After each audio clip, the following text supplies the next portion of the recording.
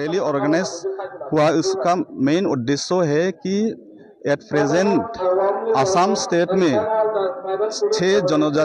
6 संप्रदायों को ST status देने का ऊपर हम लोग का उसका अगेंस्ट में हम लोग ये रैली ऑर्गेनाइज किया हुआ है।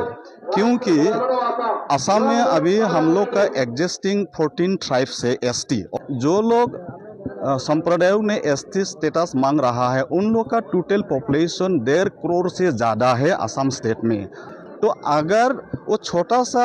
40 to 43,000 के बीच में और भी 1.5 करोड़ से ज़्यादा अगर संप्रदाय को एसटी स्टेटस दे दिया तो हम लोग का आइडेंटिटी किधर चला जाएगा वो उसका कोई गारंटी नहीं है। अभी दिमासा में कितना पॉपुलेशन से ज़्यादातर all over India only 4 lakh 4 lakh around होगा पॉपुलेशन। तो उसमें से अगर ये 1.5 करोड़ को अगर बीच में और भी दे देगा तो हम लोग का क्या होगा। का दिन में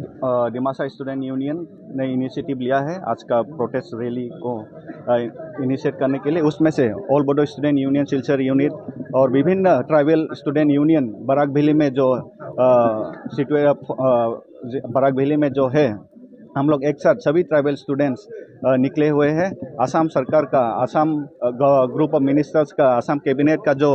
डिसीजन है 6 कम्युनिटीज़ को एसटी स्टेटस देने के लिए, उस डिसीजन को हम लोग टोटली अपोज करने के लिए आज का दिन में हम लोग एक साथ सब ट्राइबल स्टूडेंट यूनियन हम लोग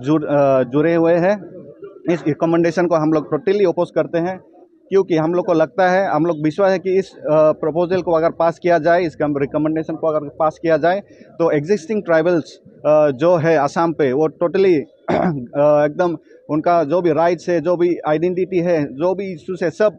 हम लोग प्रॉब्लम में आ जाएंगे।